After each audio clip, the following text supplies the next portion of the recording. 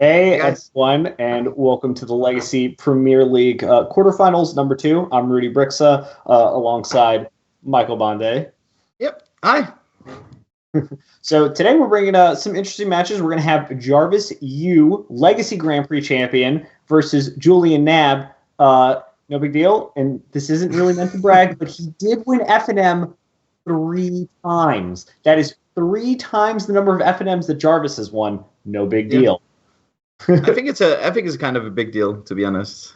You're I right. think It is a big deal. and I even think that Julian maybe, like, as we can see here on the Twitter poll, he's slightly ahead on the Twitter poll. I think he made like a bogus account and voted on himself because it was a dead run until like 10 minutes ago. That makes a lot of sense. There also might have been a lot of people who voted for Julian just because they wanted to see him beat Jarvis, and we do see it's going to be a very close match. And based on the range that both of these players have, there's a very good chance that this will be pretty even, and we might be going to 5 matches. And if people aren't really familiar, if viewers aren't familiar of how this is going to work, is we're going to basically be playing King of the Hill, and the way King of the Hill is going to work is Jarvis and Julian have both selected one deck to start off with.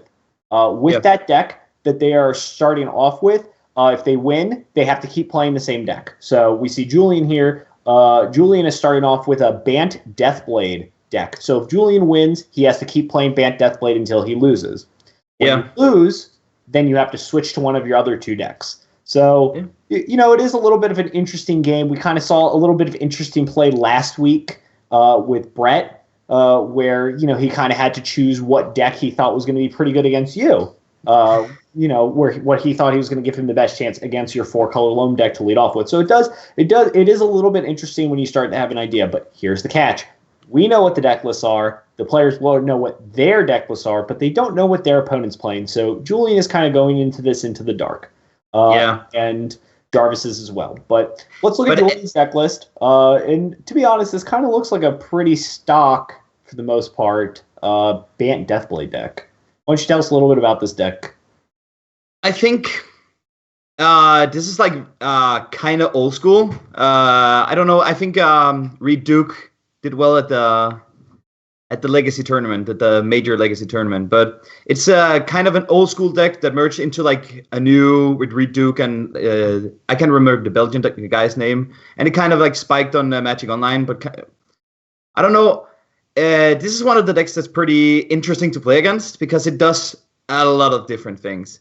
You have Force of Will, you have Leovold, you have True Name, you have Stoneforge, and you have some Rampant Deathflash Shaman and Noble Hyrax. So the deck, it kind of doesn't stumble on the mana. It kind of really just wants to power through and just make 100% good use of the days and all the swords. So it's kind of similar to the Death and Taxes that I used to play. This just has more card, like, how do you say, manipulation. Like, you get to force like the storm decks, and you get to brainstorm to get actual answers, and you have Jace and Leovold. But you can also sometimes just draw from the wrong side of the deck and do nothing. So it's going to be interesting. Right. And what's actually really interesting here is, and we're going to come back to this in a moment, is Jarvis is actually playing Grixis Delver here, and this is a deck that's really designed to make use out of days, because you just play all these really cheap threats, so it's pretty easy for you to kind of, put yourself ahead and then stay ahead with days. Now, what the really interesting part is, Julian has 8 mana creatures, and this is going to be one of the more interesting battles, is because while they both have days, Julian has 8 mana creatures, so he's a little bit more likely to be able to play around days a little more effectively in game one. But for the most part, Jarvis has a really interesting build of Grixis, and this is kind of like a kind of almost an evolution of what we've seen of other Grixis Delver decks. And what the most interesting card that stands out here to me is Snapcaster Mage. And Jarvis has kind of decided to play this Delver of Secrets deck with the ability to play a very good mid-range game. There are a lot of decks where Delver of Secrets is one of the worst cards in your deck. Sometimes it just like is a 1/1. It doesn't really provide a lot of pressure. And when you're trying to play a mid-range game, sometimes Delver just doesn't do a lot. But Snapcaster Mage, that's a card that's always going to be very powerful, like all throughout, the game. And all these Delver decks we've seen are just mid-range decks anyway, right? Yeah, and I think both players chose like a a good 50-50 shell for like the unexpected meta. They're both like really good against like 50% against most of the field, and they have some good Jarvis is playing like ejection probe. Days he's playing capital therapy just to really like try and negate his opponent's plan.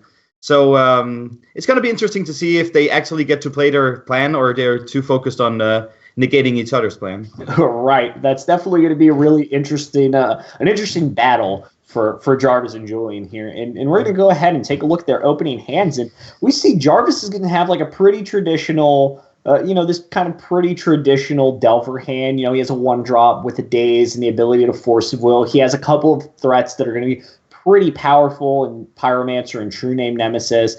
And we look over Julian's hand, and Julian's hand is not looking very good here. I would be surprised if he wouldn't mulligan this one, Julian. Yeah, if he decides to keep this hand, I'd be flabbergasted. He did mulligan, and the thing is about these decks that play like 4 colors or 3 colors is that even though the mana base is pretty good, sometimes if you don't draw the fetch lands, you can get into a pretty, not an awful spot, but like a kind of awkward spot. So as we see here, like Noble Hierarch in the hand with Underground Sea and Tundra, where any fetch land pretty much would have solved that issue. And this is like an interesting point, because if you look at Jarvis's mana base, you might be, pretty concerned. You're like, oh, well, Jarvis is doing the same thing. But the trick is Jarvis actually isn't. Jarvis is kind of playing this very strict Grixis mana base where everything is very clean, and he just also happens to have a tropical island. And when you go ahead and you look at Julian's mana base, Julian is really a 4-color deck. He wants to play Noble Hierarch on turn 1. He wants to play Stoneforge Mystic and True Name, on turn 2 and 3. And he always wants to have black for Thoughtseeds or Zealous Persecution. So, instead of playing this big deck, he's actually playing like a lot of 4-color, actual like really deep on 4 colors. And we're going to see Jarvis go down to 19, fetch an Underground Sea to cast a Deathrite Shaman. Julian is going to Force Will pitch his own Daze, and Jarvis has to decide if he wants to let this go or not. And it looks like he's reaching for the Daze. Yes, it seems like Daze would be like a perfect. This is the spot where you want to play it. You want to gain incremental advantage with Deathrite Shaman, and then when your opponent has to like deal with these cards that are like massive on the board, you can just Daze their answers. This was perfect for Jarvis. It was just the perfect tempo play and really showcases how Daze is a tempo card in its essence. Yep, and we're going to see here Underground, a Deathrite Shaman off the top for Julian. He did bottom his card. Do you remember that? So he is going to draw Deathrite Shaman. He's going to play it, and Jarvis is going to go ahead and replay his land, eat the land out of the graveyard, and play this young Pyromancer out. And now with the Jason Mind Sculptor for the draw of Julian, he has to decide how he's going to want to take this turn. He can't really play around Daze, and I don't think he can really do too much, but he's going to go ahead and play this Tundra, cast Umezawa's Jitte, and he's going to pass the action back to Jarvis. Does Jarvis want to counter this or not? Yeah. I don't think he's going to pitch his True Name. I think he's going to try and see if he can like stick a True Name. If he's going to counter it, it's because he actually knows that Julian is going to fight over the fetch line in the grave. So he thinks that the Jitte, as the game is right now, is gonna be too much of a hassle to deal with. So getting the token from the young Pyromancer is better, and pitching the Force. Yep, and one of the really interesting things is when we look at a card like Umezawa's Jitte, is we've actually seen it in the sideboard of a lot of different Delver decks. And if you go ahead and you look at Jarvis's sideboard right now, he has his own copy of Umezawa's Jitte here because of how powerful it is in matchups like this, where you have a lot of you have very few creatures and you're trying to really leverage what you have. Well, when you keep on playing against Jitte, you just eventually figure out that in a lot of decks it's just massive against the creature strategies. Yep. Like against Mono White, against Delver, against even against Merfolk, if someone's playing it, Jitte is just massive. Yeah, and especially here against young Pyromancer, it's one of just the best cards. And Jarvis definitely recognized that, and he went ahead and countered it. But we're going to see a young Pyromancer deployed and a pass right back to Julian. Julian's going to go ahead and draw a Daze here, and we're going to see him activate Deathrite Shaman to go ahead and drain Jarvis down to 15. And This is obviously not a great position for Julian at all. He has some cards he basically doesn't really want to or can't cast in his hand. But this is actually like if we see this specific play in like in a vacuum, it's just so weird. Like main phase going for the drain, but it's actually because Julian knows that he's gonna have a hard time like getting the mana from the Festlands and Grave due to Jarvis's Deathrite Shaman. So when Jarvis is tapped out of black, he just instantly took one of the cards in the graveyard. So he would at least drain him for 2 and make use of the Deathrite Shaman. And a Misty Rain, another land here for Jarvis is not great for him, but he's so far ahead on the board. I think he doesn't mind as much. And we go to Julian. Julian's going to draw Misty Rainforest here and going to fetch himself down to 11, get himself as what I'm going to guess is a tropical island, so he can cast this Noble Hierarch here. Yeah, he finally found the the long-waited Misty Rainforest that actually makes the mana base perfect.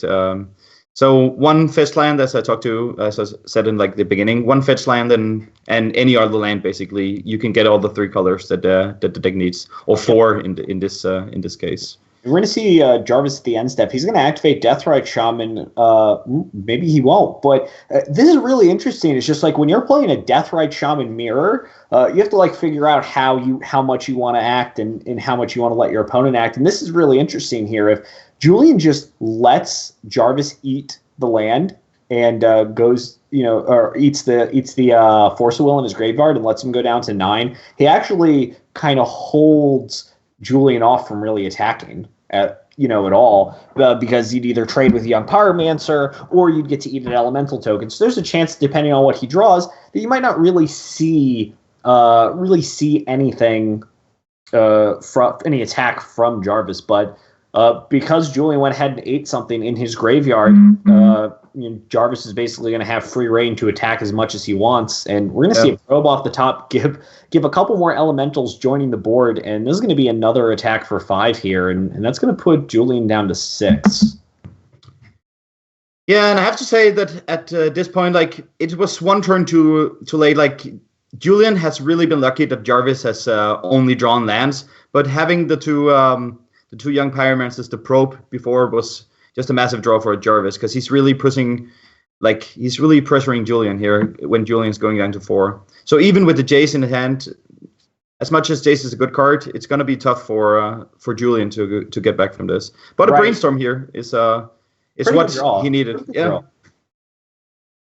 Jarvis is kind of sitting on a bunch of lands here, and this is definitely one of the this is going to be really tough for Julian to get out of, especially considering Deathrite's on the field and such a massive board advantage from Jarvis here. And Force of Will, Daze, Flooded Strand off the top from this Brainstorm, I don't think that's going to be enough for Julian to kind of hold on here. And I think this might be his last turn.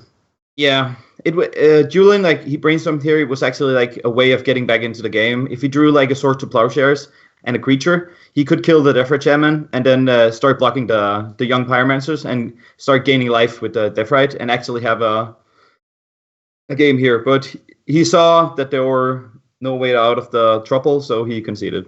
Yep. And now we're going to sideboard, and just to tell everyone who's watching, thank you for tuning in. I'm Michael Bonda, this is Rudy Briska, and we're playing best out of 5, best out of 3. So we're playing Julian Knab against Jarvis Yu, and we're in the sideboard. Jarvis is up 1-0 against Julian's first deck. It's both players' first deck. So we have a lot of matches for you guys today. And what are they doing here, Rudy? Well, really interesting here is there's a lot of interesting sideboard cards that Julian has that he can board in, and we're going to see Zealous Persecution and Path to Exile. Those are definitely going to come in. Young Pyromancer creates a lot of creatures, but they all suffer from the problem of being X1s, and Zealous Persecution is really nice at just cleaning up a bunch of cards. We can also see in Jarvis's deck that he has Grim Lavamancer, he has Snapcaster Mage, and Zealous Persecution just also happens to clean up all of these. Now, Path to Exile is a really interesting one, and this is kind of like an old school, an old school card from Stoneblade decks that they used to board in against all the Delver decks that didn't have any basics. It would be just your one answer to Tarmogoyf, without really them gaining life, because it's not really about them gaining life. It's about just gaining a lot of advantage. And if you could play 5 plows, you would, but you can't. So you play a path instead. And we're going to see all of those cards come in. We're going to see the Force of Wills kind of get trimmed a little bit. I also wouldn't be surprised to see Days get trimmed a little bit, although Julian can certainly make a lot more use out of it post-board than Jarvis can. And he's also on the play. Yeah, and he's on the play, which definitely is beneficial. But, kind of what we talked about before is having 8 mana creatures is definitely really beneficial to playing Days. But what do we have? What do we have Jarvis doing over here? Jarvis cut all his soft and hard counters, so he took out Days because he's on the draw and it's not really good against all the mana creatures, and took out Force of Will because I don't think that you can actually there's nothing besides a Jita that can stick on the board that's actually too much of a trouble. It can be True Name Nemesis, but decks often don't run for True Name Nemesis, so Jarvis doesn't exactly know what Julian is playing. But if Julian is playing the third and the fourth True Name Nemesis, maybe Jarvis will go back to a couple of Force of Wills or Daces when he's on the play. Yeah, or even possibly the Pyroblasts or whatnot. But actually, there's a Minifer in the chat says that Julian decided to play the first path over the fourth plow. Right. So, I mean, it does. The life gain is a little relevant, and I could certainly see if you're going to play a post board 1 mana removal spell, that path is just fine because most people just don't play basics anyway. But we see here pretty basic hands from both players. Julian's going to go ahead and lead off with Flooded Strand Go. Jarvis is going to have his own Flooded Strand. He's going to get Taxi and Probe here to see if the coast is clear for him to go ahead and deploy this Deathrite Shaman or not. And he's going to see the Days, and he's going to know that he's going to have to hold off a little bit. The fun thing here is that Julian having the True Name Nemesis, if Jarvis really had if he would have gone for it, he could have played the Deathrite, signaling that he would have the Days even though he was on the draw, because it would be so brutal for Julian if he had to bounce his own land to just get dazed, and then Jarvis had a Deathrite stick on the board. So, but he didn't dare. Even though he's ahead 1-0, he didn't dare. Yeah, and we're going to see here that Julian's actually really taking his time, and he's making sure that he not only plays around whatever whatever Jarvis is doing, but he's also playing his fetch lands, which is going to give him the opportunity to play around Wasteland. One of the more interesting notes about Julian's deck and what we've talked about in the past is his mana base is very fragile, and because it is so fragile, he's going to want to really play around Wasteland as much as possible, especially with True Name in hand. That's a pretty expensive card, but we are going to see him fetch down to 19 during Jarvis's end step. And cast this Brainstorm, and we're going to see what 3 cards are coming his way. And it looks like Noble Hierarch, Deathrite Shaman, and Abrupt Decay, all great cards here. Yeah, actually, I said something that was completely bogus before with the Days, and someone in the chat, Washablex, however you pronounce it, is of course saying that Julian could float a mana. I'm not really that used to playing Days, so you're 100% correct. Yeah, and the Aether Vial King doesn't know how to play Days. So let's see. I think it's interesting that he throws Brainstorm here, end of turn. But I just think that what Julian wants to do here is just to play True Name Nemesis. I think he has played against X amount of Grixis Delver decks, playing Elves, that he knows that they probably don't have Days on the draw, and he's just gonna see if he can either resolve the Deathrite or the True Name. I would not be flabbergasted if he tried to just stick the True Name here, but he could also go with Abrupt Decay on the Deathrite and try to waste his opponent, having the Tundra in his hand. Yeah, but this is going to be a massive turn for Julian. Yeah, and I think, and you saw here that Julian actually fetched in his upkeep. And the reason he did that is because he was looking to see if Jarvis was playing Stifle or not. Yeah. And, or at least had it in his hand. And turns out Jarvis doesn't, and he doesn't have it here. And it looks like Jarvis is just going to go ahead, wasteland this volcanic island, kind of pass back, and this Decay is going to go ahead and just take out this Deathrite Shaman, and we're going to see it pass back with the pretty solid hand here. And Jarvis has to decide whether or not he wants to just play a land and build up to beat Julian's Days, or if he wants to waste to try and beat this True Name Nemesis, and he is going to waste to try and hold True Name Nemesis off. Classic like resource denial plan from both players. Yeah. And Julian is just gonna accept that if Jarvis has a daze, he's gonna get dazed. Yep. Yeah, and I like this. And this is one of the more interesting parts is Stoneforge Mystic resolves, and the question is what do you get? All the cards are going to be pretty good here, but the question is what do you get? And it looks like he is going to select Batterskull. Batterskull is obviously one of the best cards. Definitely made Stoneforge Mystic one of the best cards in Legacy, you know, by a little lot. Paying 2 mana, you know, to have a 4/4 with lifelink. Pretty powerful here. But we're going to see Jarvis draw Ancient Grudge here, and Ancient Grudge is a really good answer to Stoneforge Mystic here, and we're just going to see this bolt fire off immediately on Stoneforge to not let Julian get any free value. Yeah, this is kind of sad for Jarvis that he knows that Julian has the daze. If Julian didn't have the daze, he would have. I think he would have made Julian play his or like sneak into Battleskull and didn't just Ancient Grudge it. But because the daze is here, he had to do the safe play and kill the Stoneforge.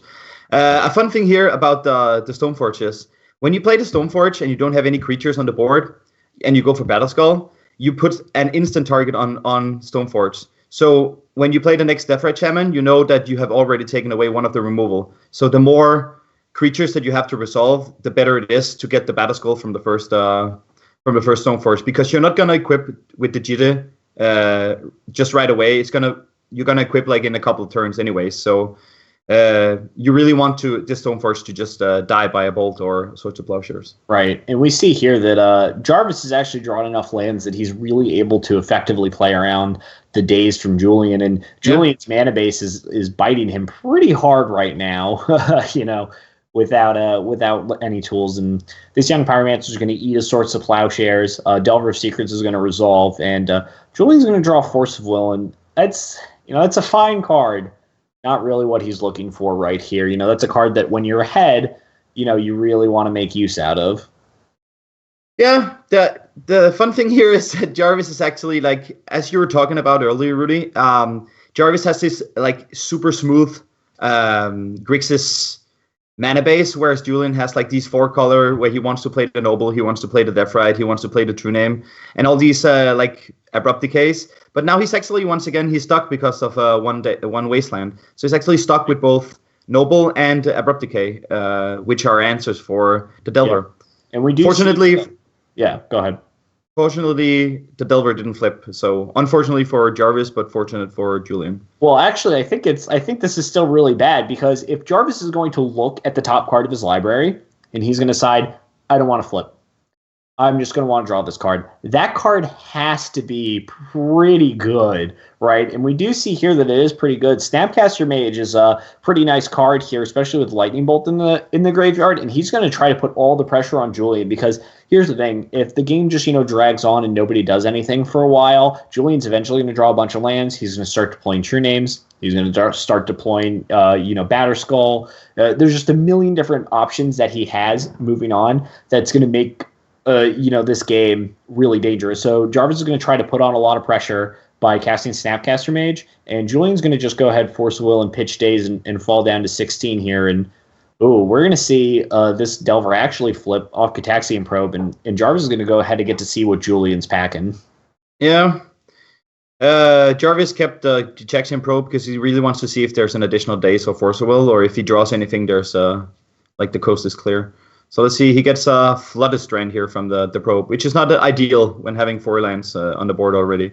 And as you were saying before, like, Julian is really in a struggle of his resources because he has so many good cards in his hand, but he just can't deploy them due to this mana base. So pitching the Force of Will for an additional threat on the board was just that was kind of what he needed Jarvis to do. Like, just play a card, get it out of his hand so that he could play the Force of Will. It's not ideal, but it's the most ideal that Julian can ask for in this situation. Right, and definitely looking for like another Source of Plowshares, another path, anything here. We're going to see Julian draw Umezawa's Jite, play it, pass it back on to Jarvis. Jarvis is going to draw a Cataxian Probe. He's going to go ahead and pay mana for it, cycle it into a Snapcaster Mage, which is a pretty nice draw step here for sure. Indeed, and sad for Julian. We know that Julian is not even he's not getting out of this trouble as of yet, because as soon as he resolves the true name, Jarvis has the Diabolic Edict. So not having counter spells and not drawing counter spells before you actually draw land, where you're able to play true name, it's just brutal to see Julian get completely annihilated here. Yeah, we're going to see this Snapcaster Mage target Lightning Bolt Julian down to 7, attack, or between the attack and the bolt, bring Julian down to 7, and that's going to go ahead and wrap up match number 1 here. And that was really, awkward for Julian, and his mana base ended up hurting him a lot here. And this is like one of the great parts about Legacy, right? Just because you can kind of build whatever you want, play whatever cool stuff you have going on. But a lot of times there are a lot of costs to it, and we see here that the cost of Julian's mana base ended up hurting him a lot more. Yeah, but also, as someone stated in the chat, like, it's just so tough for a deck that plays 4 colors to also play Wasteland and start trying to deny your opponent's Wasteland. Julian probably thought there that he was ahead because his hand was massive, and he would probably draw like either Ponder, Brainstorm, or a Lance, like for additional turns, or he could get one of the 2 mana dorks to actually stick on the board. But Jarvis having like this perfect hand with a lot of removal for these creatures, and also Wasteland to just get rid of the green from Julian's side of the board. It was so brutal. But this is what Jarvis's deck wants to do. It wants to kill the small creatures and try to get in like advantages through Wastelands and tempo plays, and it's what happens. He succeeded in his game plan, and Julian was stuck on his land. So it's tough to see, but it's what Jarvis probably sleeved his deck to specifically do. Definitely was able to leverage kind of his Delver tempo plays into a pretty good spot there. And so Julian is going to fall in match number 1. We're going to be back in just a moment with match number 2. We're going to see what else he bought. But I think it's my time to get out of here. Michael, I know you're going to stay. Yeah, and I know if we get all the 10 decks, you're going to return later. Yes. So it was always a pleasure. See you next week in Vegas. Yes, I'll see you in about a week or so. Yeah. All right, see you.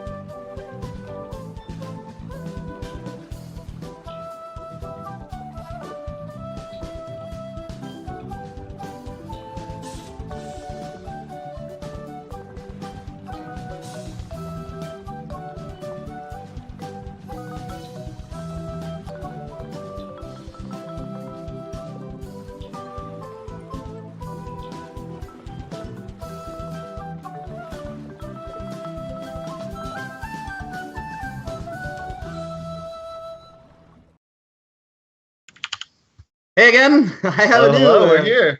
partner in crime, Bob Wong. Yeah, really happy to be here. I was really impressed with your play last week or 2 weeks ago. I don't remember which. It was really awesome to see. Thank you.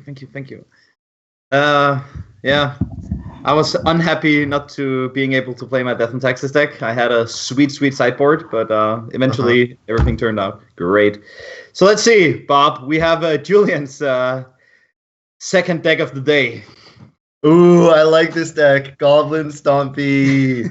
Oh my gosh, you should have submitted this deck. I don't know what you're doing with 4-color loam. This deck is way cooler.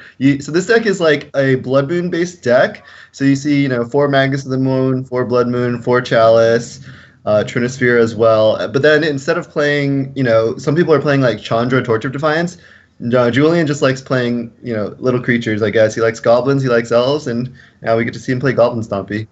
Yeah, but there's also something nice with the Mock Catcher and the Goblin Settler and the Kiki Chiki. It's I've seen a lot of lists also like going towards the Heseret, I think it's called, like Brett was playing last week, which is also one of the finishers. But this is more like a grindy version, I think, with Sting Scorcher and everything. The fun thing here is that Julian is playing like a deck. He knew that Jarvis would be playing like a greedy mana base in one of his 3 decks. So this is This is the deck that really tries to prey on the greedy mana base. I think he probably submitted this deck knowing that it's really good against lands. And so he's not going to be using it against lands this round. Instead, it's going to be against Grixis Delver. I think this matchup's pretty close and pretty draw dependent. It looks like Jarvis is on the play, unfortunately. So if Julian keeps, he's going to be able to therapy that Chalice. But if Julian were on the play, this would just be like turn 1 Chalice, and that's almost just game. Unfortunately, it looks like he lost the die roll. So Jarvis has like double probe and the Cable Therapy, which is what the deck. It's one of the like nicer synergies with Young Pyromancer Probe Cable Therapy, where you can just like pick your opponent's hand apart, starting off turn 1. And that's what we see Jarvis doing here with double probe, Cable Therapy, True Name Nemesis, Ponder, Wasteland, and the Tropical. Whereas Julian has double Shimmering Spirit Guide, Chalice, Goblin Settler, 2 Mountains, and an Ancient Tomb. So he's definitely naming the Chalice here. I would also consider cycling the second probe in case you draw into like a daze. But I guess Jarvis is saving it just so you can see like the next card Julian draws. Yeah. Hopefully it's not another Chalice of the Void. No. If people don't know what the Goblin Settler does that Julian has there, it's 4 mana, 1/1, and it kills a land when it enters the battlefield. So he has like this sweet toolbox where he mock catchers a creature, and then and then he starts like negating resources from his opponent. So looks like Jarvis actually did cycle the probe, which drew him into the forest, which means he still gets to keep playing Magic, luckily. So now things are not looking. Things don't look horrible for Julian either, because Jarvis doesn't have that much pressure. But again, here Jarvis has a card that really like gets him back into the game. He had to Wasteland there to not getting blown out by like an additional Magus of the Moon, but then he drew Deathrite Shaman, so he actually had like this nice tempo play, a great creature that makes him play the True Name Nemesis here. Yeah, I would say Jarvis is firmly in the driver's seat now. Like, even if Julian lands something like a Chalice or a Blood Moon, like, Jarvis can just get there with his 2 creatures that are on board. Yeah. This is the problem with, like, being on the draw with these Stompy decks. If Julian were on the play, I'd say he would have heavily favored this game. Yeah, I kind of underplayed how good Jarvis's top decks were. Like, you said that he should probably like cycle the probe, and he did, and he drew the forest. So it's actually 2 massive top decks from Jarvis's side. And sneaking in the True Name Nemesis after Wasteland is just massive as well, and having like a 6-turn clock. It's gonna be hard for Julian, as you're saying, Bob. The fun thing about this is the zombie deck is kind of put all your cards on the board and hope that they stick and negate your opponent's plan through Chalice and Magus. Whereas Jarvis is just like a tempo, try to just finish the game as fast as possible. So yeah, and you're gonna see Julian does draw Magus here, but I think it's just gonna be too little, too late. Yeah. Delver's going to flip to a daze. He's going to be attacking for 6 a turn, so 3-turn clock. In addition, like he still has the Deathrite, so he can cast a couple more non-red spells. But honestly, he just doesn't even need to, probably. Yeah, this is 6 damage, and then he can drain. He can't Julian drain for because of 2? the moon. Oh yeah, sorry, that's correct. Yeah. But he still have the opportunity to. He can lands- hardcast days. Yeah. Yeah, and he can also hardcast his Ponder here if he wants to. Yeah. Through the Deathrite Shaman. I think he knows he's ahead, so he's just going to hold up days. So let's see. I don't think Julian's deck has any draws. Maybe Ensnaring Bridge would be one of them. Yeah. So he needs to kind of empty his hand and top deck Bridge next turn. Yeah. I think he could have done here was if he was have drawn a way to deal with the Delver, it would be back to like a 3-turn clock, and then he could maybe try to like somewhat combo Jarvis off if he drew like a Mockcaster into a Kikijiki, but I think it's almost too late here. He's gonna jam the Human Spirit Guide. This is a classic play from Julian when he's at the MKM tournaments in Germany. When he plays ad nauseam in Modern. He has won a lot of games on this card. Yeah, attacking with Spirit Guide. Yeah, but it doesn't seem like it's gonna be the deal breaker here. Yeah, he is one out. It's an Ensnaring Bridge. We'll see if he draws it. Yeah. If he does draw it, he's actually not in a horrible spot. But I guess Jarvis has Bolt in his deck, so he probably actually is still in a tough spot. Yeah. And True Name to block pretty much everything that Mr. Knab is drawing. Mm-hmm. Let's see here. It was a Nope. Chromax. So unfortunately for Julian, it is a defeat. So we're gonna go to game 2 after the board. Yeah, so I assume. Okay, yeah, so they're on game 2. But I assume Julian's last deck, I would guess to be Elves. So I'm surprised he picked to play Goblin Stompy, which I think is maybe 50-50 against Delver, instead of Elves, which is favored against Grixis Delver. But we'll see. Yeah. It could also be that Julian knew that he would like play against lands, which is kind of tough for Elves or for Color Loam, which is kind of a land stack. So maybe he decided just to not go with Elves in the quarters. I'd be surprised, but yeah, it's certainly possible. And you can actually see like Jarvis sort of built his deck to be good against Elves. Like he's playing like a couple cards like Tombstalker, 2 Grimlet Lavamancer. Yeah. So yeah, that'd be interesting if like Julian like mind gamed Jarvis by not submitting Elves. Yeah. So a fun thing here is that Julian has 4 Fairy Macabres because he knows that Jarvis has been playing the red-black Reanimator, which is kind of good against lands too. Yeah, but I play it in mono white as well, especially against the red-black because it's like a turn 0 like interaction that doesn't cost anything. But what do you think that he's gonna do here, Julian, Bob? So it looks like he's bringing in Boil, which destroys all islands for 4 mana, as well as Fiery Confluence, which is pretty good removal against Young Pyromancer. So it looks like he's basically changing some of his top end to be a little bit more optimized against Delver. He still wants all of his lock cards like Magus, Blood Moon, Chalice. They're going to be great, especially on the play. So, yeah. And it looks like, yeah. Yeah, just go on. No, yeah. What do you think Jarvis is doing? Looks like he's taken out. He's trimmed a couple dazes, or only one. Yeah. I think Jarvis is like being on the draw. Daze becomes worse, but he's kind of like struggling with the fact should he keep in Daze, because if Julian just goes and plays turn 1 Chalice, then Daze does nothing. So and that's kind of what wrecks like Jarvis's game plan. So having Daze will be kind of bad, but I also think that he's thinking about having cards to pitch to Force of Will on his opening hand. And if Julian is not playing either the Magus or the Chalice on turn 1, then Daze will just be massive. Yeah, exactly. That makes sense to me. And I don't think he has a specific sideboard plan in mind for Red Stompy or Red Goblin Stompy. Yeah, it's like getting to be more of a deck, but it's definitely not something you go into a tournament expecting to see. Someone's pointing out in the chat, G-Sen, that Julian maybe is playing too many lands in his deck. I don't know. I don't usually play Stompy, but maybe you're right, Jisan, that he's actually playing too many lands. So this is turn 1 Blood Moon from Julian, and Jarvis doesn't have the Force, so we'll see if Jarvis mulligans. If not, I think this game could just already be over. Yeah. This is the decks that the Goblin Stompy decks or Stompy decks in general just prey upon.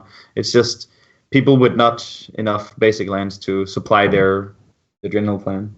Mm-hmm. Yeah, you're a Death and Taxes player, so you can kind of laugh at these cards. You're like, Blood Moon, sure.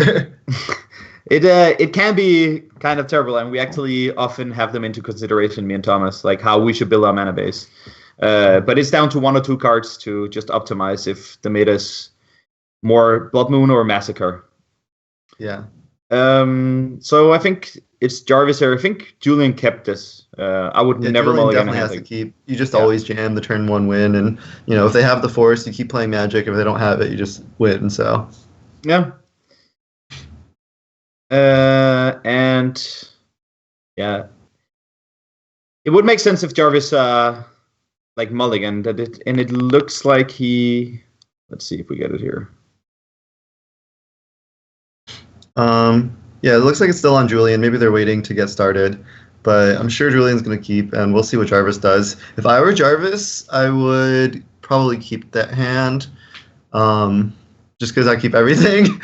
But there's like nothing wrong with it. It doesn't do anything super powerful, but assuming there's no turn 1 play, it would have been playable. But he's smarter than me. He smelled something in the water. He decides to mulligan, and he's duly rewarded by seeing a Force of Will. So I think we're going to see turn 1 Blood Moon get forced. It does leave Jarvis with a hand of a bunch of lands. Wow. Ooh. Okay, so Julian doesn't even go for it. So the reason Julian doesn't go for it is because against Force of Will, then he would have had to play City of Traders first, and that's not very good. Very smart of Julian here. And patient. It has been one of the traits of this Premier League that people are very patient. Uh-huh.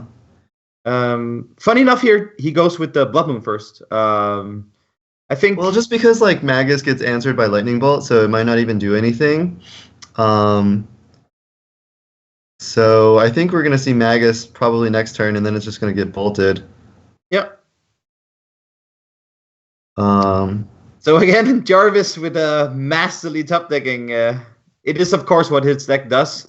And he mulliganed smartly, so he would not have been in this situation if he didn't mulligan proper. But it has not been bad for him. Smart for Julian here that he plays. He doesn't play the Ancient Tomb because he thinks that he's gonna race with the Rabble Master, and he doesn't play the Magus of the Moon because he knows that then Jarvis can just bolt it end of turn and it will do nothing.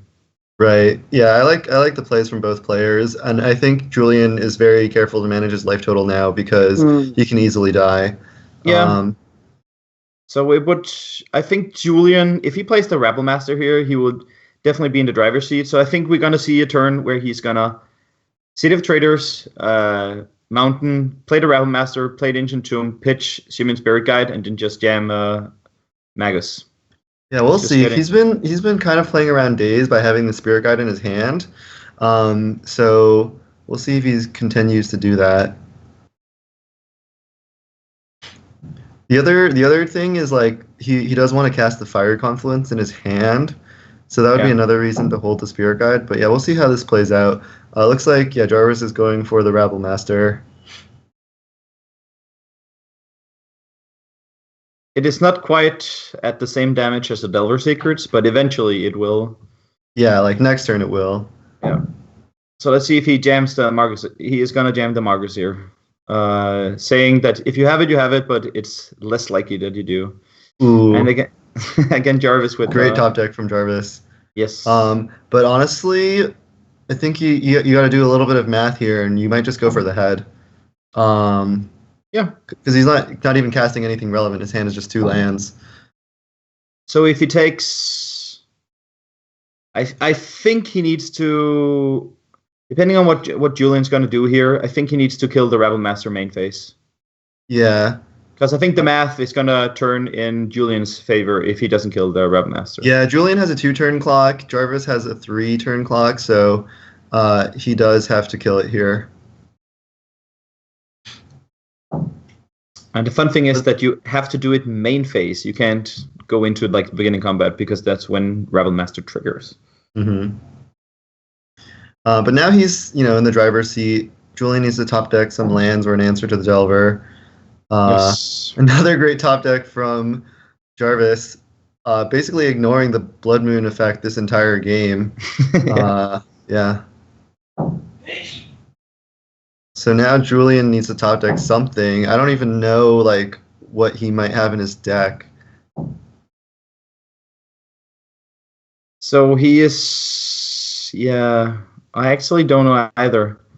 So he's attacking here and taking the 2 damage because Delver is going to kill him in 2 turns anyways. Yeah, I would have left the Magus back to block, and then maybe you could have drawn a red source for Fiery Confluence. But yeah, that's going to be game. Not. Wow, okay. Looks like Jarvis is off to a quick 2-0 lead. Yeah. Julian's like, I know I'm dead, I'm going to play the Chalice. I have Chalice of the Void. I finally got it.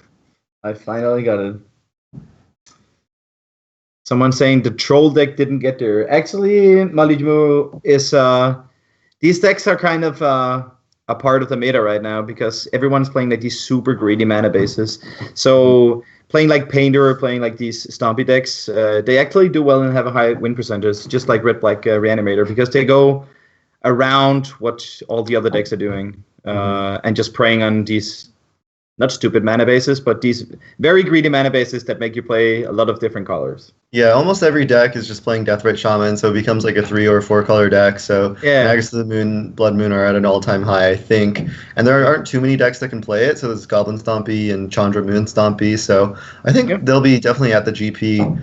How do you feel about Death and Tax's positioning like right now?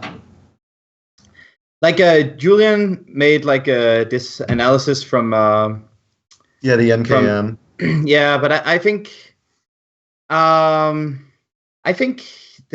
I would play it definitely. I would play it 100%, and I'm gonna play it. I think it's very good in the current meta, and I think it's with the correct sideboard. Thomas Inwalson and me were playing like the Legacy Challenge on Saturday, I think it was, and he won it actually. While yeah, I saw that. Okay, cool. Yeah, I know you guys work together. What's your Magic Online name? It's Lampalot, and his is Scamps. Yeah. Okay, cool. I'll keep an eye out for you two now. Yeah. So I think Anorak is gonna tag in and leaving me to only watch the stream, which is also a delight. So thank you very much, Bob, and see you next week. Thank you as well. I'm gonna move over to the other room too. Yeah. So we'll be right back. Thank you guys for tuning in, and stay tuned for some more Legacy.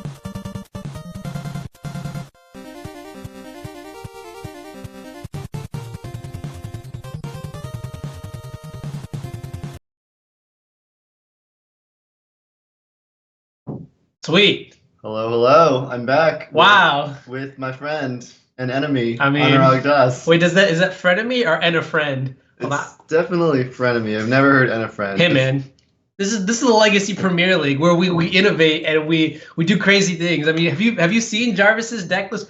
Well, we're not on the same. Woo! Just no, stay out of my bubble. No. Did you see Jarvis's deck list? I mean, you just did commentary on this past matchup. How do you feel about this deck list, Bob? Yeah, he like totally metagamed it to beat Elves. He's playing like Tombstalker, Grim Lavamancer main and in the board.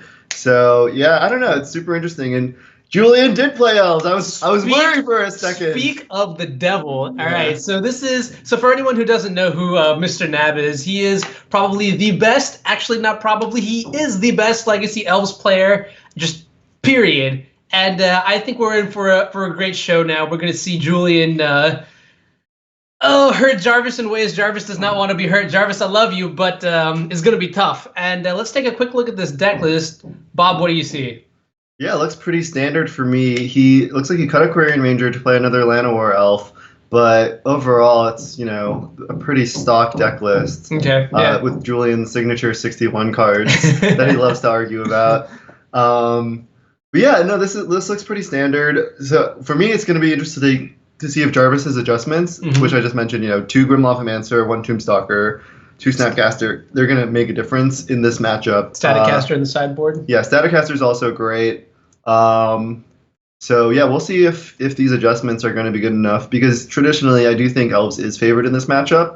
I've played it a lot from the Grixis side, and I'm pretty close to 50-50. Which I think generally means that the matchup's bad for Grixis. All right, so we'll get a dice roll check in a second, but both players seem to have pretty good hands. Actually, you know what? I'm looking at Julian's hand right now.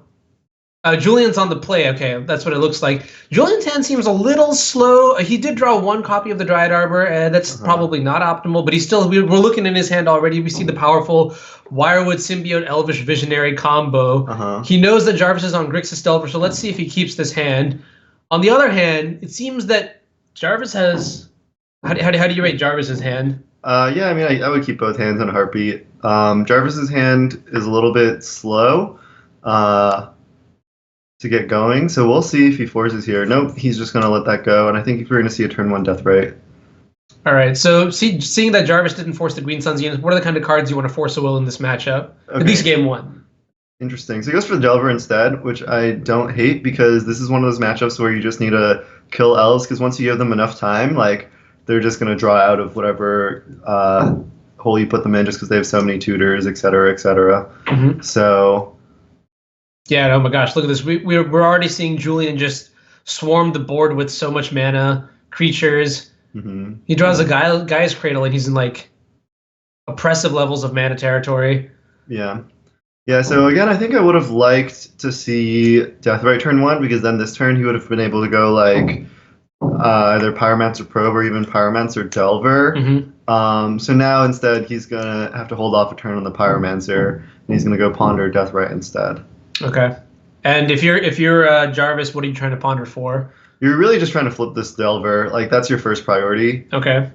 This is interesting. So I think he either shuffles or he draws the Delver and plays another Delver, which is not horrible. Okay. Then you'll have 2 Delvers trying to race, and then you'll have a Force for, like, the upcoming Glimpse or Natural Order. Okay. I think one point is that one of the reasons that Elves has such a good Delver matchup is that, between Quirion Ranger and Wirewood Symbiote, you're so good at blocking creatures on the ground that the options are somewhat limited in how the Delver player can actually reduce the life total to 0. So looks like he's going to keep the Delver. He's going to try and flip them both next turn and swing in the air to close the game out as soon as possible.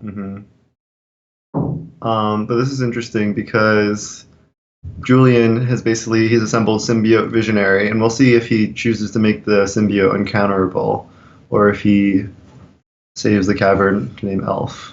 Right. And if you're Jarvis, do you consider Force of Willing this Wirewood Symbiote? I don't think you can. Okay. Just because there's so many other scarier cards. Okay, now Jarvis is just going for it. Well, the other thing is, if you don't force this, Julian's going to draw 2 cards a turn, which is probably also going to be good enough. Right. So I guess maybe you were kind of priced in. Yeah, I mean, even this turn, did Jarvis play a land yet? I didn't see, but he'd be able to.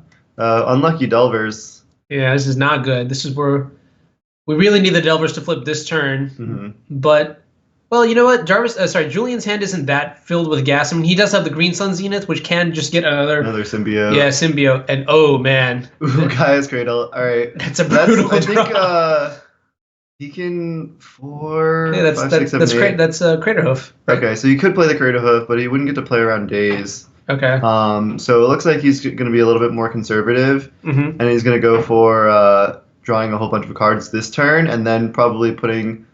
This is so he. So he plays around days. Yeah. Okay, so by getting the Heritage Root, he's able to play around the days, and then go for Lethal Hoof. Elves Master. Yeah, that's what I'm talking about. Sees all the lines. He knew Jarvis couldn't have Force because he only had 1 card in his hand. Right, and then leaving the Dryad Arbor up plays around.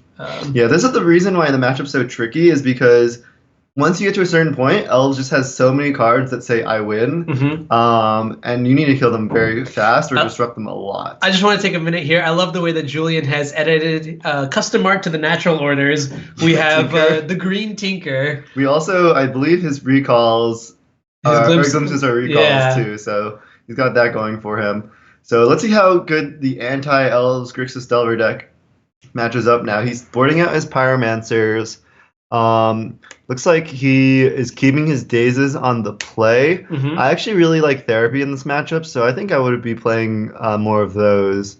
I would probably play those over some number of days in Force. I think it's okay to play like 2 days, 2 Force. Therapy is just really good at disrupting what they do. But he's cutting the Pyromancer, cutting the Therapy, so that's his plan. Instead, he's going to have access to 2 Grim Lavamancer, Is It Staticaster, Umezawa's Jite. So he's going to be trying to manage the board with his evasive creatures, his ping creatures, and the Jite. Right. So on Julian's side, it seems that, as we're talking, the matchup is favorable from the beginning. So you really just need like minimal sideboarding. We're going to see Julian bring in only 3 copies of Abrupt Decay, and he's going to shave out some of the other, less resilient pieces of the combo. So we saw him take out 1 copy of Heritage Druid. I believe I saw a Nettle Sentinel come out, and a Natural Order as well. And I like all those cuts. Those are probably like shaving, trimming 1 of each.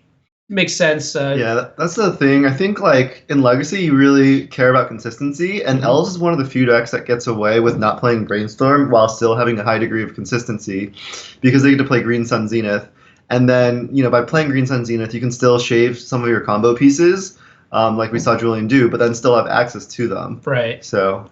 And I mean, in this post-board game, talk to me about game plans. What do you think Jarvis's game plan is? What do you think Julian's game plan is? So Jarvis's game plan now is to play the Grim Lavamancer and hope that gets there. And he even has access to Staticaster next turn. Okay. So that's going to be great for him as well.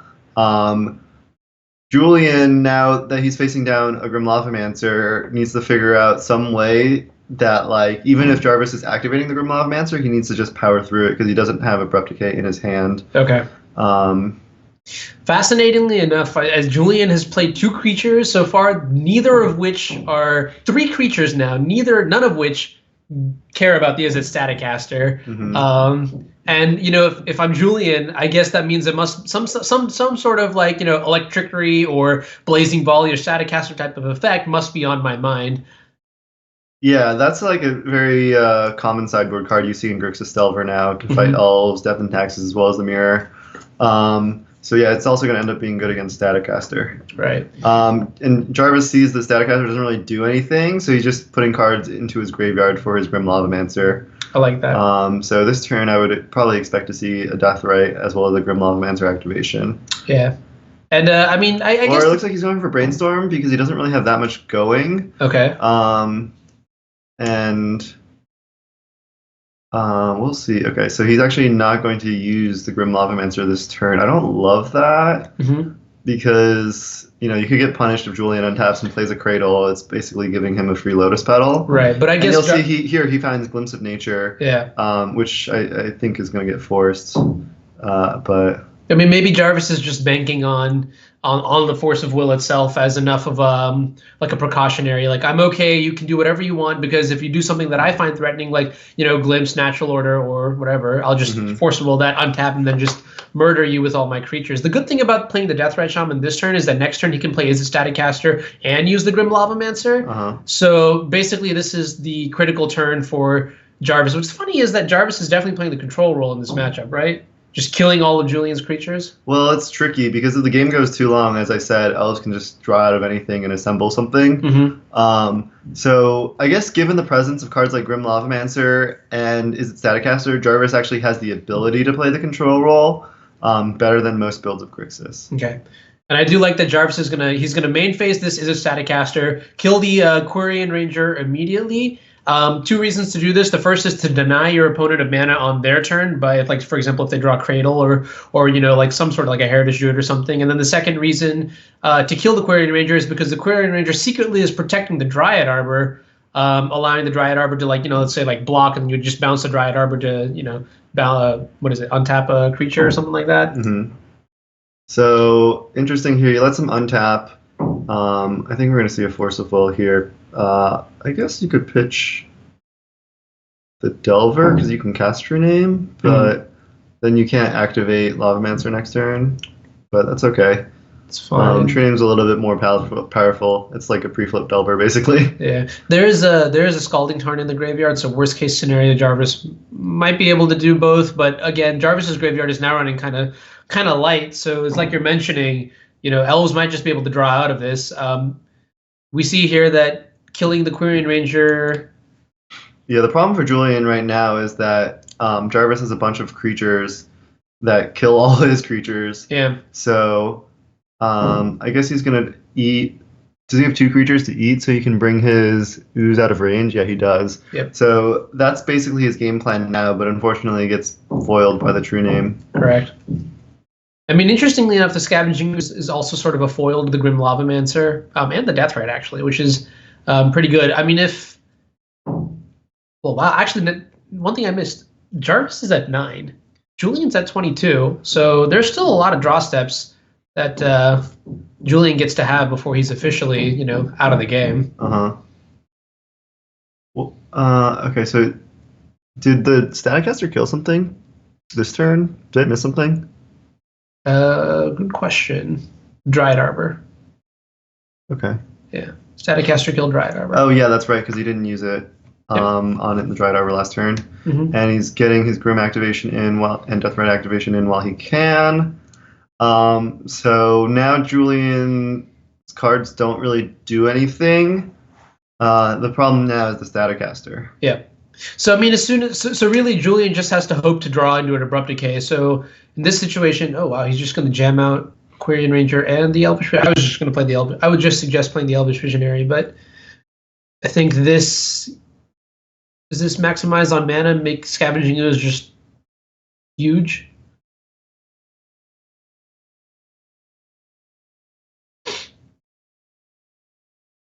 Okay, Pendelhaven not. Pendelhaven's actually a reasonable answer to the Staticaster. But unfortunately he uses land drop to be able to eat the entire graveyard. Right. So okay, and Jarvis gonna, I guess it's now infamously, you know, draw into the Lightning Bolt. Although he's got so much creature removal on the board already that the Lightning Bolt is, I mean, it's still a welcome draw, but yeah, the one tricky thing for Jarvis now is, you know, as you mentioned, he's at 9 life. He just needs to make sure to close the game out before yeah. And Julian's Scavenging Ooze is buying him a ton of time. Yeah, and this is a huge draw, though. Look at this. So he's assembled the Symbiote combo now. Right. Well, but then again, Symbiote combo's good, but the Bolt is going to be able to clean up the Wirewood. True. Okay, so he's actually going for this now. So I guess Julian now has the option of getting Deathrite instead. Is there anything else that we would consider? I mean, Deathrite seems like the next best choice. What's interesting is the Scavenging Ooze is so big, and it's only going to continue to get bigger. At some point, I wonder, like, what does Jarvis even have in his deck to get rid of it? I don't think he has that much, to be honest. Because I mean, hilariously, he has like Tombstalker and Delver to go over it. true. Okay. Yeah, Julian does have I wouldn't say a lot of time, but he has some time. I mean, honestly, Julian's not even dead in this game. If he top decks natural order, that's the game right there, right? No, because he doesn't have enough creatures to make it lethal. Okay. But yeah. But this Scavenging Ooze is already an 8/8, potentially a 9/9 at the end of the turn. And it would get trample as well, so I don't know how much that... I can't do combat math. I've clearly tried, attempted multiple times before, but... Yeah, I mean, I guess it would just depend.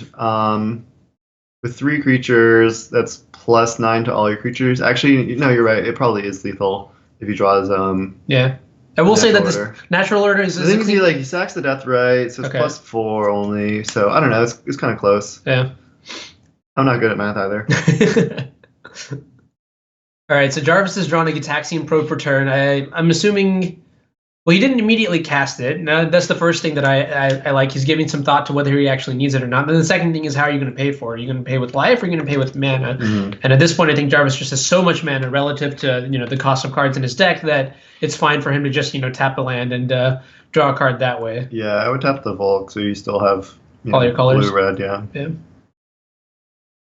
Well, it's pretty crazy. I mean, we saw Jarvis's hand at the beginning. It was Grim Lavamancer is its Staticaster, and he's killed so many of Julian's creatures, but he still can't kill Julian. Yeah, right? Isn't that incredible? Like, Julian still feels like he's somehow in this game. So, it looks like he's saving the probe, which is an interesting play. Mm-hmm. And the reason he's doing that is so that he can get a Grim Lavamancer activation out of it, like in conjunction with a fetch land. Yeah, I mean, also, Julian didn't have any cards in his hand, so it's like you're missing on that aspect of Gitaxian Probe, I mean, which is negligible compared to, activating the Grim Lavamancer, but... All right, so we see here he's going to pay... Okay, and then he can go fetch land and then play the Delver, and then he can kill the Death Right. Okay. Yeah. Yeah, because it's kind of funny because both Grim Lavamancer is at cost speed, so that's how he's able to get around Ooze. It's funny when the cost speed is a benefit, whereas like something like Death Right, it's not cost speed. Right. So it's actually a disadvantage. Yeah. And so Julian's gonna gain 2 life here, go up to 27. Yeah, so it looks like Julian is like, my life total is high enough, this Ooze is big enough, I'm prioritizing the 1 extra life over...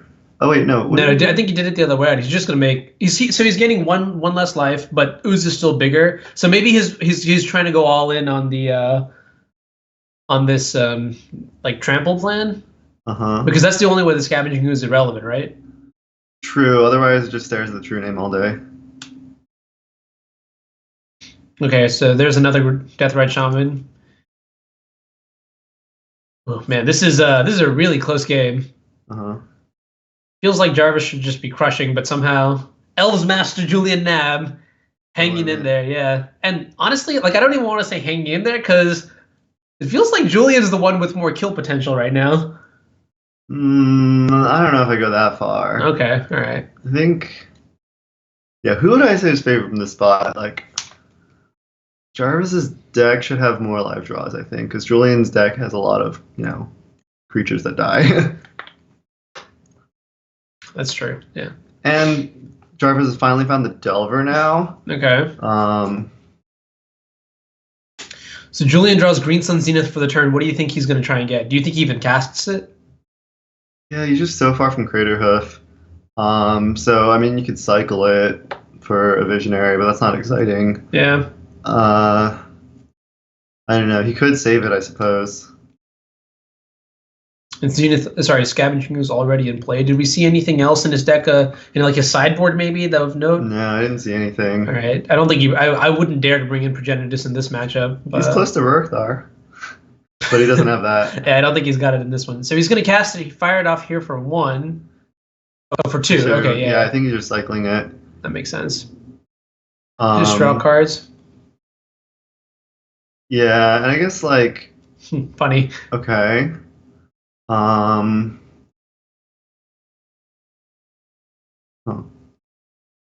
the good news is that this Visionary is protected by the Pendlehaven. Yeah. So let's see what Julian's going to do here with the second Zenith. I almost wonder if he's even going to cast it this turn because he could cast it for 0, but It just doesn't really do anything. Yeah, getting dry. He just wants to get another Visionary and like try to draw into natural order. Well, you know what? Actually, never mind. I'm also a little bit incorrect here. The Visionary isn't necessarily protected by the Pendlehaven because he is a static caster, can activate. Just untap, yeah, exactly. Just tap it end of turn, untap, tap again, kill it, and that's what we're going to see Jarvis do here. So, well, the benefit I guess here is that Julian's going to be able to untap with the static caster tapped, so maybe he can leverage a play off of that with the Llanowar. Like if he draws, for example, natural order, he'll be able to play the Llanowar Elves and get extra mana. I don't know what I'm saying. Yeah, I mean he's holding the Llanowar Elf, because of Glimpse. Ooh, oh my gosh. Okay. He's gonna be able to get some value out of the Llanowar Elf now. This is gross. Um, this is gross. All right, so first we fire off the Llanowar Elves. We still have, what, 1, 2, ooh, 3, okay, 4? Criddle. So this is 3, 6, 7. It's not going to be quite enough for the Green Sun. So I guess he can Green Sun for a Symbiote. Yeah, Symbiote seems like a good pick here. Or Visionary. I don't know. I think they're kind of equal. No, I like Symbiote because you can start bouncing. Like you can at least bounce one creature and get another draw. Yeah, but Visionary also gets the draw. So what's the difference? Well, Symbiote does stuff the next turn, though. Well, but it's gonna probably die. But I guess you still have Pendlehaven. Okay. So yeah, I don't know. Let's see what Master. Yeah, he's going for the Symbiote. Master Elves so he's gonna decides. replay the Llanowar Elf. Did you ever see that picture of Julian with like his face like photoshopped on the crater hoof behemoth? Mm-hmm. It's funny. I haven't seen. Actually, maybe I have. That does sound funny. So the interesting thing is that so Jarvis again made the same play as last time, holding the probe so he could get a Grim activation, but then this time oh, interesting, he gets the Daze, so then that turns off a Pendlehaven activation. So I don't even know if you counter it. I think you might just let it resolve because your Pendlehaven just protects the Symbiote next turn. Well, let's see. Yeah, no, you're right about that. The issue is you really want to maximize this Glimpse of Nature. Well, the Llanowar Elf in play doesn't do that much. It's Llanowar Elf in play versus tap Pendlehaven, and funnily enough, I think, Julian agrees that untapping the Pendlehaven's better. Okay. And it seems like he may be out of gas now. Let's see, 1. Well, so Julian still has, what, 5 live draws off the top? Well, actually, no, never mind. The Symbiote's probably going to die next turn between the Grim Lavamancer and the Use It Static Caster, so I'm sure the chat will be able to math it out. Yeah, so Julian could exile the Daze here to prevent the Lavamancer at least. Okay.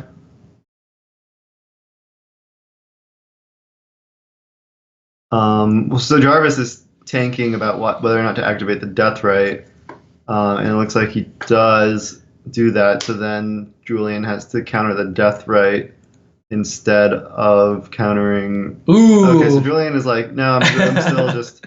You can have some damage, but I don't want you to have a card in the graveyard. Right. I mean, Julian's already inflated his life total so much with these chip shot scavenging ooze activations that. Yeah. I would say Jarvis is in the driver's seat now with the top deck force. Okay. And a flipped Delver. It's going to take a little bit of time, but it's not going to take that much time. Does that mean Jarvis might have the 3-0 sweep here?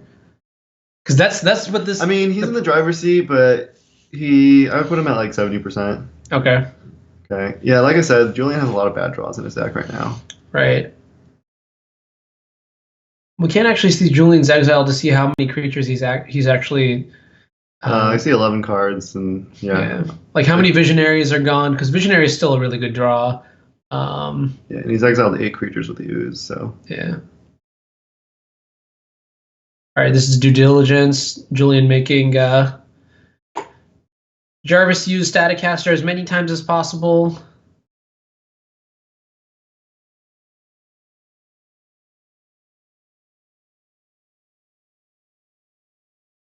All right, at this point, Jarvis hovering over the Gitaxian probe. I don't think there's any universe where you actually cast it, right? Well, now that you draw the This land. one. Yeah. Yeah, I think that's what he's waiting for. But he's not going to be able to use his death right. So actually, I think this was kind of risky. I think this is risky too because Scavenging Ooze has more control over the graveyard than the Deathrite Shamans. But on the other hand, now he gets to Grim the death right. Hmm.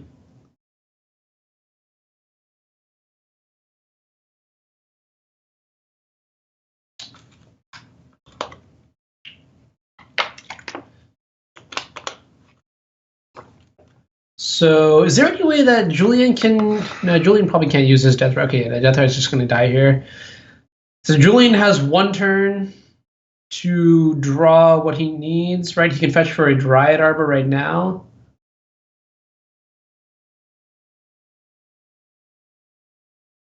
Untap.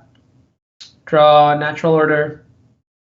Bash Face. Hulk Smash. Yeah, and this is a window too because Jarvis, I don't think he has. He can't cast the Force. Yeah.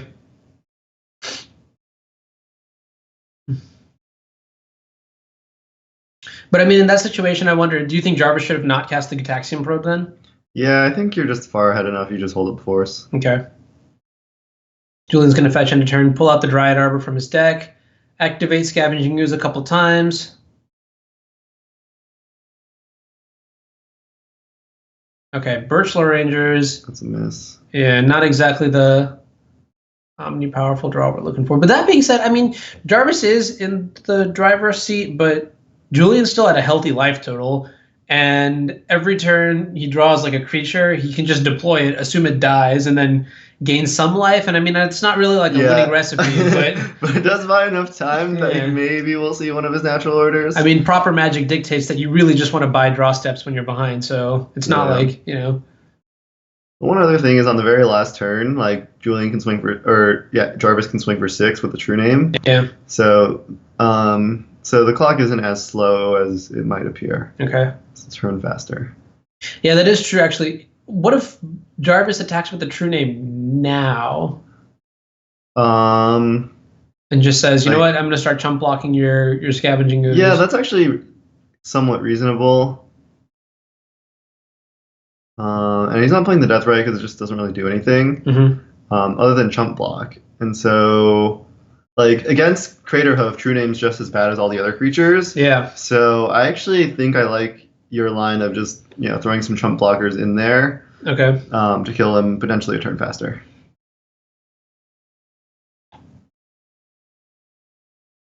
Some chat popped up just there. I missed it.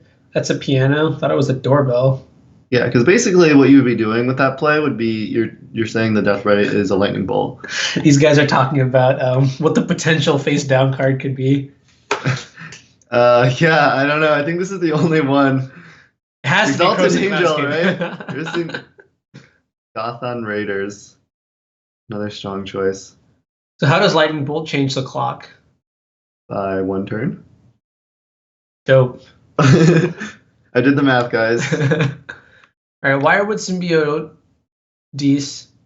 If he draws Elvish Visionary, he can play the Visionary and the Symbiote in the same turn. But no reason to play the Symbiote just yet. Ooh, he's serving in there. How do you feel about this attack? Well, so he trades the... Yeah, Julian's like, okay, actually it doesn't really I think Julian feels the same way. It trades the Morph for an irrelevant Death Ray, so it doesn't really do that much. Okay. That's a big Scavenging Ooze, though. It is big. It is big. Just give it Flying and Annihilator 6, and... then we might have a game. Yeah, we might have bad jokes. Wasteland, actually pretty relevant here. I do What's like... funny is, like, Final Haven's, like, almost as good as the Cradle with Staticaster out. Probably better, actually. I mean, what is the Cradle even doing right now? Not that much. Yeah. 1, 2, 3, 4, 5. Okay. But yeah, I think I would have gone with the chump with the Death Ray play this turn for sure. Ooh. This is pretty tragic. Julian drawing more dead spells here. Electing not to cast the... not to put the Windswept Heat into play, but I'm pretty sure Jarvis knows that If Julian gets like a relevant spell, he's going to slam it onto the board as soon as he draws. Yeah, I mean, I would have played the Heath. Like, you still have some weird glimpse chains as outs, but Jarvis does have the Force too, so... Yeah, I think this is over now. Both players almost 30 cards deep into their deck. Yeah, so... It's interesting. He's playing the Delver. If you held the Delver, you could have double Force. Okay. But yeah. I mostly just like your play. Crater Hoof. Crater Hoof. Yeah, it's gonna get hardcast Force here. But you know what's hilarious? The Julian does have a copy of Cavern of Souls in his deck. He could, in theory, like wait, I guess. But like the argument to wait is actually kind of poor here because that only gives Jarvis more draw steps to draw more counter magic. Not exactly where you want to be.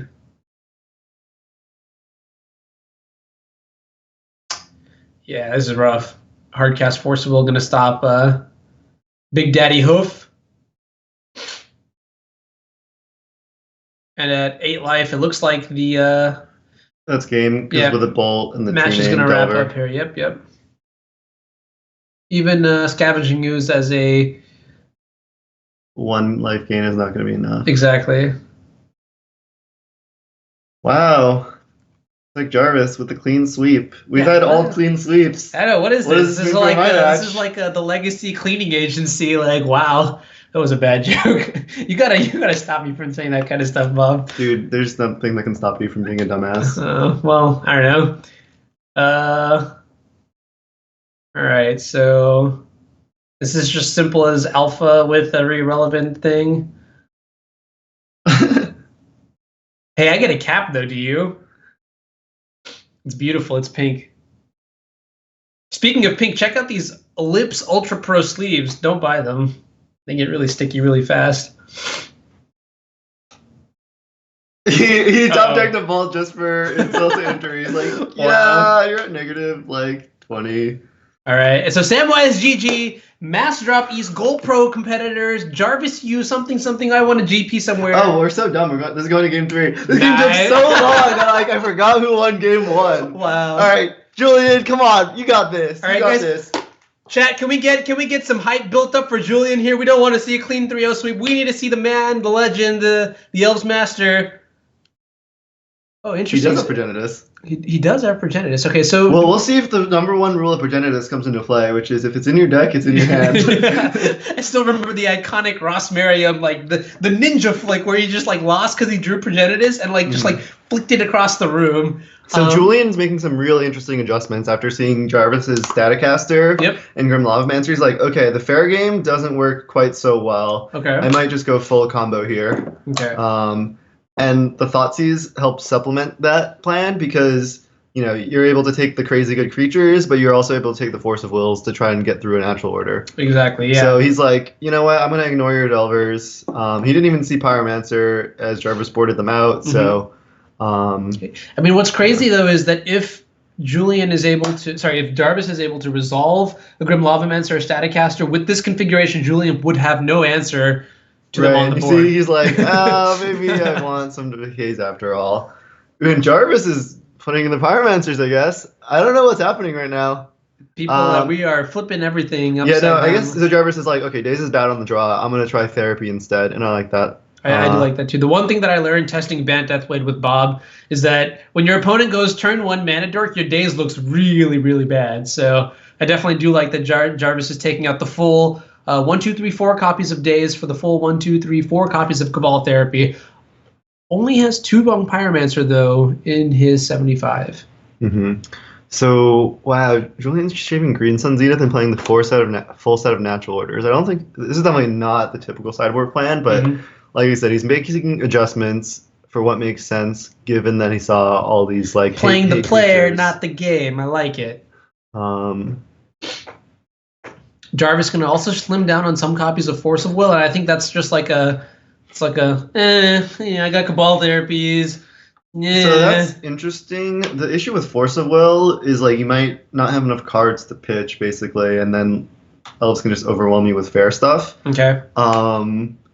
But as we see, Julian's living in all his natural orders. So I think you have to keep in 4 Force on the draw against Elves. Like you're just dead to natural order, you're dead to Glimpse. Glimpse is probably like the most powerful card, I think.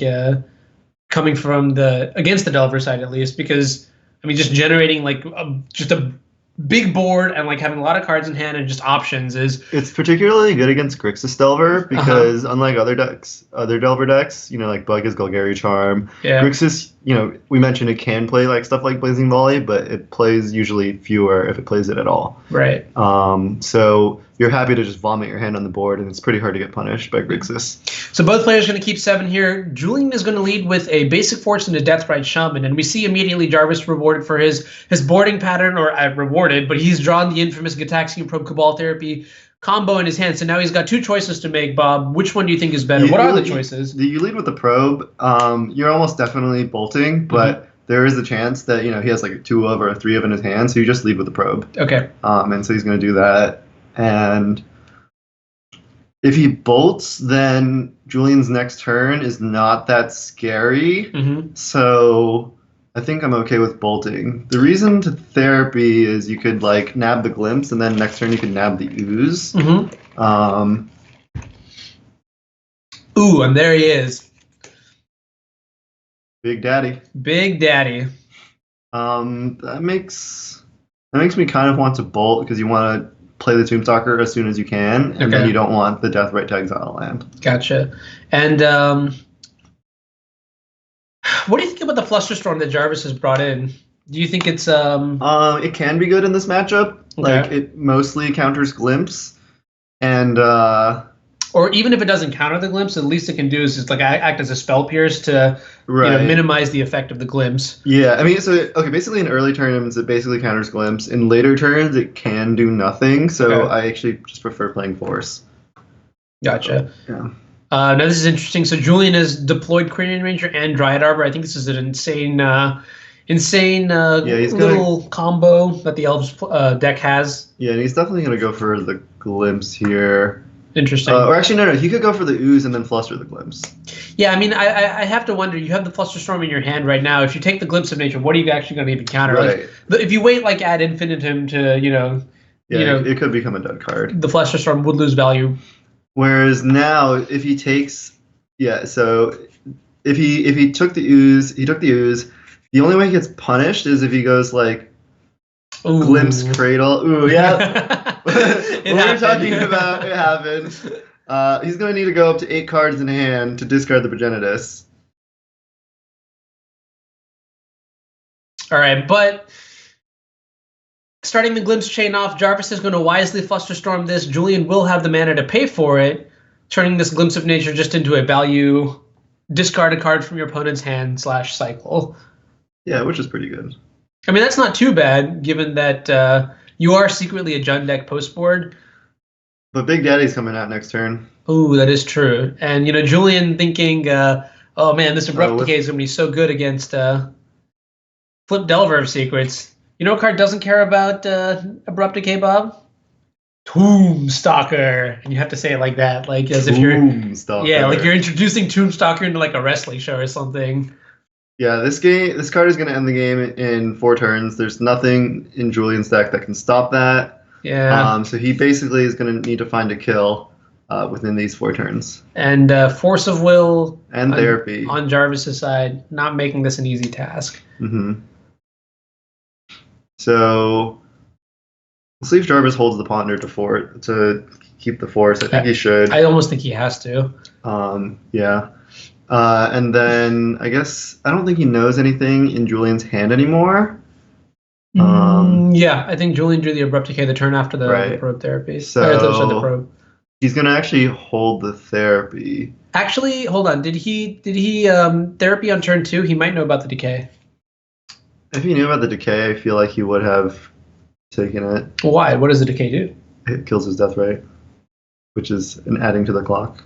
Okay. Although it might not make a difference. All right. Big Daddy's Big Daddy. Yeah, he didn't know about the Decay. Okay. All right. We see the this is pretty crazy. Sort of a racing scenario. We have 1, 2, 3, 4, 5 power on both sides. What's absurd is that Julian's ahead in the race right now. Yeah. So, so Jarvis actually does need to cast this Ponder, otherwise he loses the race. This is the other problem with this matchup is like they just have annoying creatures that you can die to. Yeah, I know. Even playing from the Miracle side pre-ban, just like dying to like 3/3 like Wirewood Symbiote Visionary Beats was just like it was like the most infuriating thing. Yeah, because they always have cards in their hand. Yeah, I'm just so like you have "Alright, 5 cards in your hand and you're attacking me. Wow, that's a pretty good ponder, though, don't you think? So he's gonna go ahead and play the Deathrite, attack for 5, and then next turn he's dead. So this should seal the deal. He will just need to survive a natural order from the top of the deck, and that's it. I mean, Julian has been pretty unlucky this turn. Ooh. That's not enough damage. No, but the Dryad Arbor can't. Sorry, the Deathrite Shaman can't block now, right? Well, okay, never mind. I think it's still gonna be fine. Yeah, I mean Julian doesn't have Lightning Bolt or Bower's Charm in his deck. Well, so yeah. All right, clean sweep. Very unfortunate. Lightning Bolt is a pretty good card here, so He should Cabal Therapy naming Progenitus. or Abandon Hope. You should have done it the other way around, you know what I mean? Cabal Therapy, Abandon Hope, Lightning Bolt. Never mind. No, whatever. The Progenitus would be sweet though, just like showcase the rule where the shuffle rule? The Progenitus rule. Yeah. All right. So the Progenitus rule. Okay. In what I consider an upset, I was expecting us to go to maybe 4 or 5 matches here. Jarvis, Team Master Up East Gold Pro competitor, is going to take this 3-0 over Julian Knab, the most pronounced Legacy Elves player. Jarvis's metagame Grixis deck gets there all the way. I know. So would you ever register Jarvis's deck in the tournament though? Hell no. Yeah, I don't know. Tombstalker is great, but it does stretch the mana base. Yeah. Julian didn't really play any Wasteland decks to punish that. Okay, all right. And the great thing is that we don't get to know what Jarvis's other 2 decks are, so Jarvis is moving on to the semis now then, right? And he's against Michael. Okay. So that's going to be a great matchup. I'm super excited for that next weekend. All right, cool. So but for now, though, I get to play Caleb. Woo! Who do you think's going to win, Bob? I mean, don't want to jinx myself. Oh, so you don't think you're going to win?